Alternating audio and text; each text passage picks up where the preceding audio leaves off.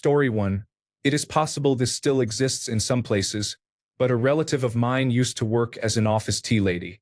Her entire job was walking around an office with a trolley that had a tea urn, biscuits, sandwiches, and cigarettes. I think the tea was free, and the rest were items you could purchase. She and others like her have been replaced by vending machines and instant hot water dispensers. Story 2. I forgot the name of the occupation, but there used to be people you could pay to come around and correct the time on your clocks. They usually had a very exact watch, and every morning they would go around the city hall, the main train station, or wherever the local time was kept, and set their watch to that time.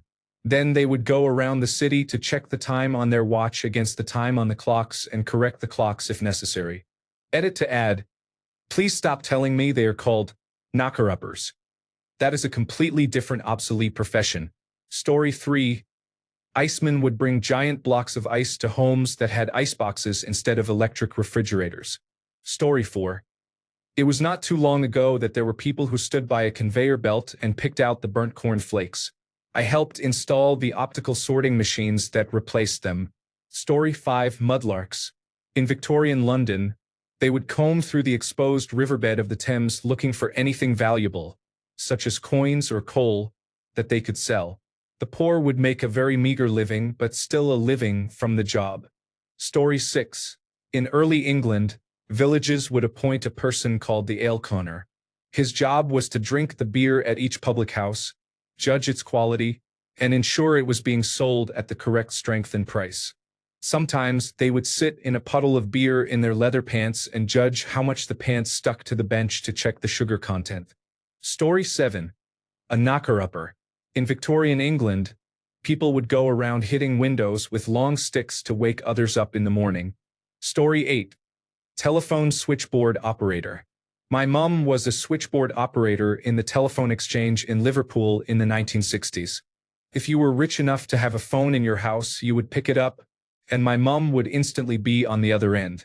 You would tell her who you wanted to speak to, and she would connect your phone to the person you wanted to talk to. She would press a button to ring the recipient's phone, introduce you to the recipient, and then leave you to your conversation. Afterwards, she would listen in for gossip with the other switchboard operators. Story 9. Television control room operator. I used to queue up videotapes, adjust levels, roll commercials, all analog, all in real time. Story 10.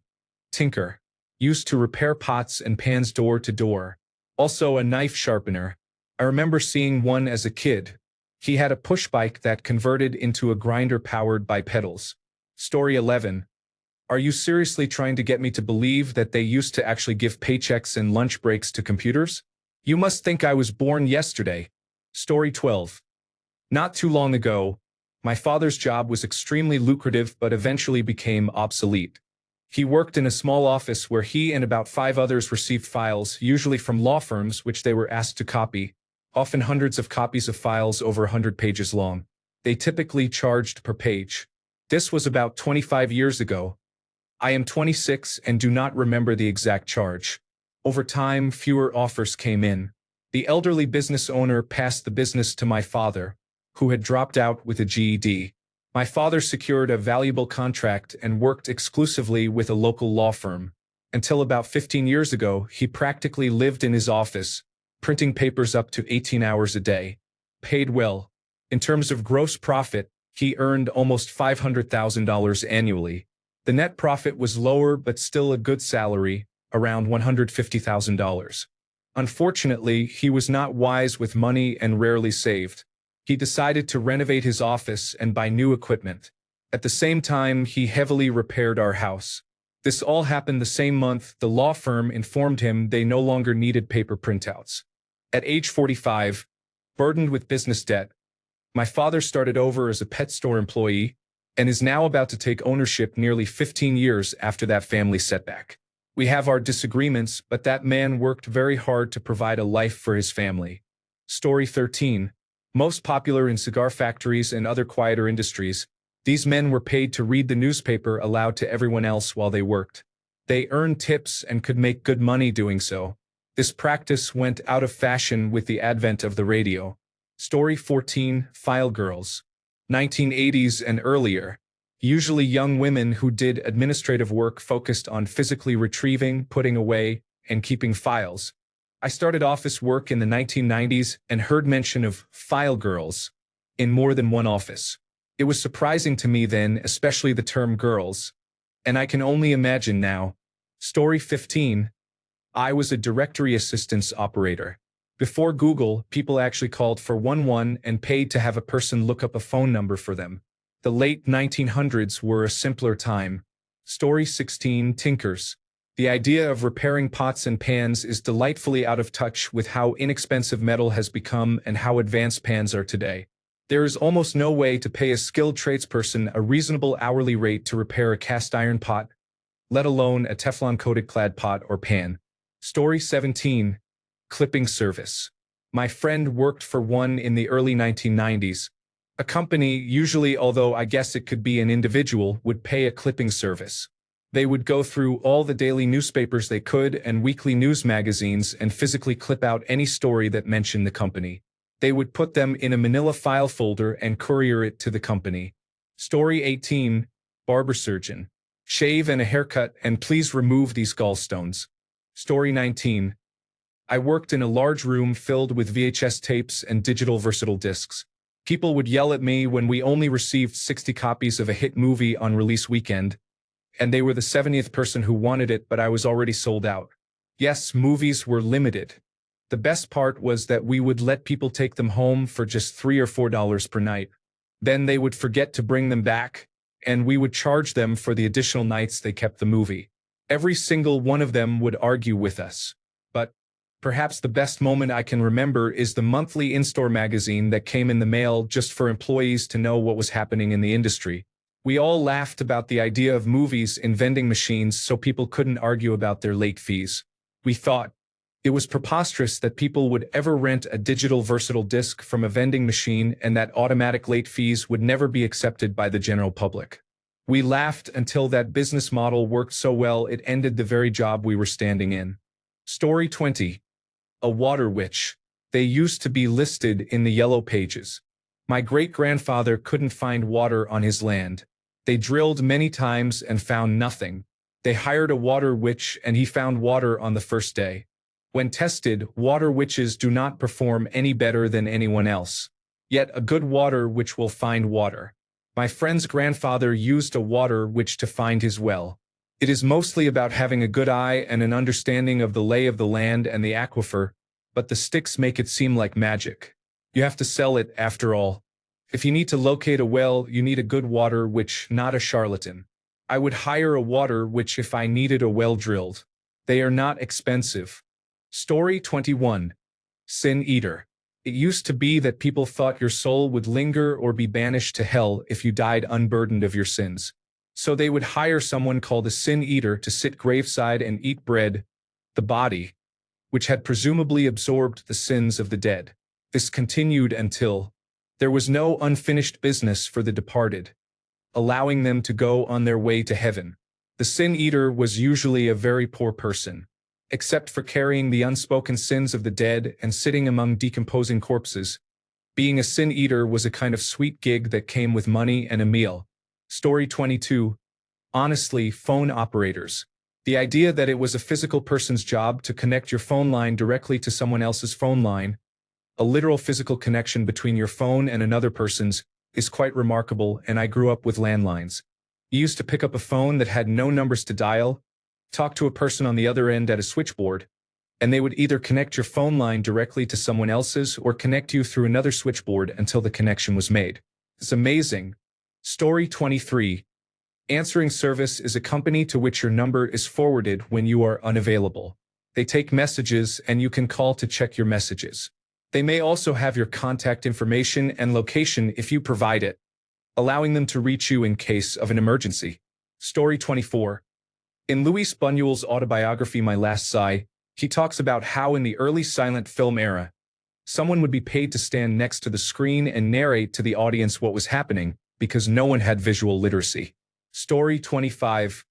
Chimney sweeps. The journeyman's job was to send the strategically underfed 10-year-old orphan down the chimney to break free the bad clogs. If that orphan lived 7 years, He then finished his apprenticeship, became a journeyman, and sent the next child into the same dangerous work. Story 26. Key punch operator.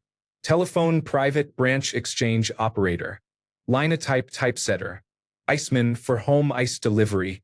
Pinball machine technician. Story 27. It was normally an after-school job that some people could do in the late 1980s and early 1990s. Video movie rental places would hire a teenager for a few hours after school to sit and rewind the tapes. This became an additional cost for some of the video rental places, which is why there are stickers on old video rental VHS tapes that say, "Be kind, rewind." Some would give a discount for rewinding your tape before returning it. If not, there was a $2 fee on your account to have an employee rewind the tape. Story 28. I saw a Reddit comment about how his older relative in East Germany had a job consisting solely of folding linens, napkins, and similar items on passenger trains. It was one of many such jobs in that economy that aimed more at providing employment than a livelihood, as the latter was covered by the socialist state. This is a factor in why the reunification hit that part of the country so hard economically. Story 29. The 16th century Danish astronomer Tycho Brahe had a pet dwarf named Jep who sat under his dining room table and whispered cryptic messages to him learned from his psychic powers. Story 30. Computers. Up until the 1960s, if you had a complex calculation that you needed done, it would be done by rooms of people computing results. Literally, computers. Story 31. Before mechanics, there were farriers. They kept your horse's feet healthy and fitted their horseshoes. A good farrier would give you more mileage, a smoother ride, and more horsepower. Story 32. The idea of a travel agent seems strange now. Instead of planning a vacation on your own, you would go to an office and pay a person to do it for you. It was a prestigious, high-earning job. Story 33. Paperboy, you have underage children working early in the morning and then have to go in the evening to collect once a week. If someone does not pay, it is out of the children's pockets, not the newspaper company. Story 34. In City Slickers, Mitch's job is to sell radio advertising space. His boss gets mad at him because one of the ads is really bad and people will change the station. There is no way he was able to retire from that job. It is a good thing he has Curly's gold to keep his family alive. Story 35. Pie staker. Stale urine was a commodity, as it created ammonia, a valuable chemical otherwise unobtainable in bygone eras. Fullers were people who stood in vats of stale urine and stomped around with cloth fibers, chemically treating them to be used in wearable garments. Groom of the stool was a royal attendant responsible for cleaning the royal person. Alewife. Since water usually caused dysentery, most people drank ale instead. Ale was made by women who ran the entire brewery industry in medieval times. Though considered a domestic chore, the task was headed by one villager whose house was turned into the village brewery. They would hang hops outside to denote the alehouse. Different houses displayed unique signs to differentiate the alewives. This is why public houses or pubs hang signs outside.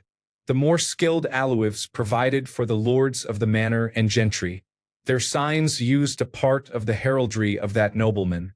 Certain animals were more common in heraldry, mainly unicorns, rampant lions, and harts, which is why the most common pub names are the Red Lion, the Unicorn, and the White Hart. Story 36. My grandfather, a veterinarian from around 1950 onwards, explained to me how rat control was done back in his studying days. There were women whose job had a funny name in my language. Rat catchers would bring them rats. They would sew their anus shut and return them. The rat catcher would then release the rat near its nest. After a few days, the rat, driven mad by pain, would wreak havoc in the nest and shred everything unlucky enough to get close. Story 37. Knocker-upper, you would pay them to shoot peas or pebbles out of a tube or blowgun at your window to wake you up in the morning. Story 38. Typographer. People whose job at a typography house was to sit down with your copy and retype it, setting it in various fonts and refining it using very high standards of quality and readability. Those people knew what they were doing. If you gave them a layout and the copy, they would hand you back laid out text that exactly fit in the space you allotted with every detail perfect. Is it any wonder that when computers started producing text and printing it, they laughed at it? It was horrible bitmap fonts with poor spacing, tracking, and kerning. At the time, it was proof to them why their jobs were secure. 10 years later, all those companies were gone, as if they never existed. Even today, the copy set by a competent typesetter would surpass any typical computer user, because they understood what all those characters, symbols, and spacings were for. It is kind of sad. Story 39. We were just talking about this today. Door-to-door encyclopedia salesperson. I once did that for a few days. Story 40. Barbers still exist, but it used to be much more intense when they were called barber surgeons and performed amputations. Story 41. As someone who has been in the job market for a few months, I can definitely say that all the jobs are made up. Story 42. Lamp lighters. Instead of night lights, back in the 1800s they had lamp lighters. Story 43. Fullers or fulling. They would process wool in stale urine to remove impurities and oils. Processing was usually walking on it in a trough. Now, if you meet someone with the last name Fuller, you know what their ancestor did. Story 44. Stripper. No, not the kind that performs lap dances, but the kind that takes negatives from a special camera and transfers them onto large, clear mylar sheets. These sheets are then transferred to a printing plate using ultraviolet light in a vacuum frame. This process is now obsolete because machines image directly on printing plates, but it was an art form similar to the typesetters of old. Story 45. My grandfather and his father cut blocks of ice from lakes in the winter and sold them to people in the summer. Story 46. Whipping boy. A substitute commoner for wealthy families to punish instead of hitting their children. Story 47. Video store clerk. I was in that business for 15 years. It was so much fun. Today's children do not know what reading the back of the box was like. Story 48. Bog farmers would walk through bogs and swamps poking around with sticks looking for lumps of iron called bog iron to sell to the local blacksmith. Story 49. Dog walloper, also known as dock walloper, is Australian slang. I used to know one. Dogs would roam the docks at night, lifting their leg over cargo stored outdoors. A dog walloper's job was to prowl the docks at night with a stick, scaring off any dogs they found sniffing around. Story 50. My ancestor in the 1780 or 1800 census listed his occupation as woodchopper. Unsurprisingly, I did not inherit generational wealth. Story 51. Before radios and earlier before near universal literacy, in large workplaces there was someone whose job was to read aloud to the workers. Imagine a person reading newspapers, magazines, and novels loudly on factory floors during the 1800s and early 1900s. If I recall correctly, they were often paid by the workers and tolerated by the bosses, but some places employed them on the payroll as well. I would have been an excellent lector. Thanks a bunch for sticking around till the end of the video. Remember to subscribe, and until next time, stay awesome and goodbye.